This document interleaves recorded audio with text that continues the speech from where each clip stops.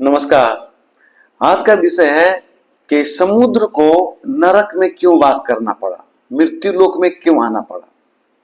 तो आप बने रहे हमारे साथ। देखिए, समुद्र है, सागर, वो नदियों का स्वामी कहलाते हैं। और समुद्र में, सागर में सभी नदियां आकर के मिलती है, गंगा, यमुना, सरस्वती वगैरह वगैरह। तो माता गंगा को स्वर्ग से लाने के लिए बहुत प्रयत्न करना पड़ा, कठिन मेहनत करना पड़ा था। और इसे स्वर्ग से मृत्यु लोक पे, धरती पे लाने वाला अयोध्या के चक्रवर्ती राजा, राजा दशरथ के पूर्वज राजा भागीरथ थे। उन्होंने कठिन मेहनत करके मां गंगा को स्वर्ग से धरती पर लाए थे। वो लाए थे जन कल्याण के लिए, लोगों को उद्धार करने के लिए, लोगों का कष्ट दूर करने के लिए, पापों को दूर करने के लिए। यही कारण है कि मां गंगा का जो जल है मीठा है, पवित्र ही नहीं अमृत के समान है। हम उसमें स्नान करते हैं, उनका जल पूजा में इस्तेमाल होता है। दूसरी ओर सागर का जल इस्तेमाल नहीं होता। उसका कारण है कि सागर अपनी माता को बहुत कष्ट दिया करते थे, बहुत कष्ट दिया करते थे, प्रताड़ित किया करते थे।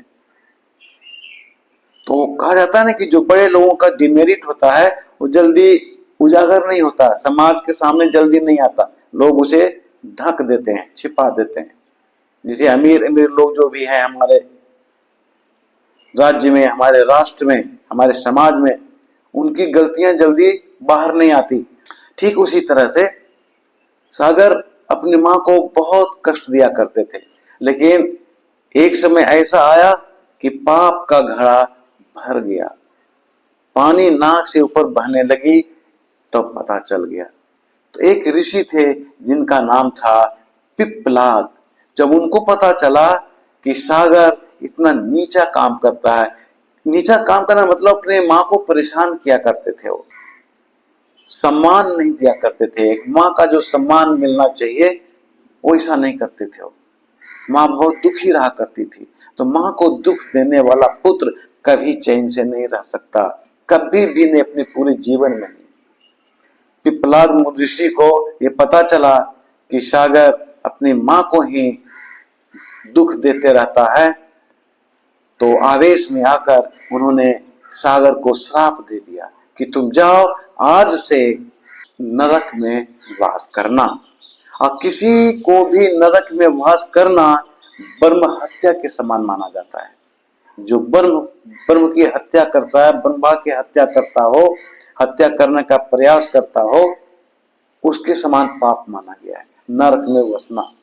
अब जरा सोचिए, तो समुद्र को इस पाप के कारण श्राप मिला और श्राप के कारण इस नरक में बसना पड़ा। और यही कारण है कि समुद्र का जल मीठा नहीं है, नमकीन है, पीने योग्य नहीं है, न तो नहाने योग्य है, न तो उसे खाना बनाने योग्य है। किसी पूजा पाठ में उसका इस्तेमाल नहीं होता, वो पवित्र भी नहीं माना गया है और उसका इस्तेमाल कहीं नहीं होता इस श्राप के कारण। जय श्री राम।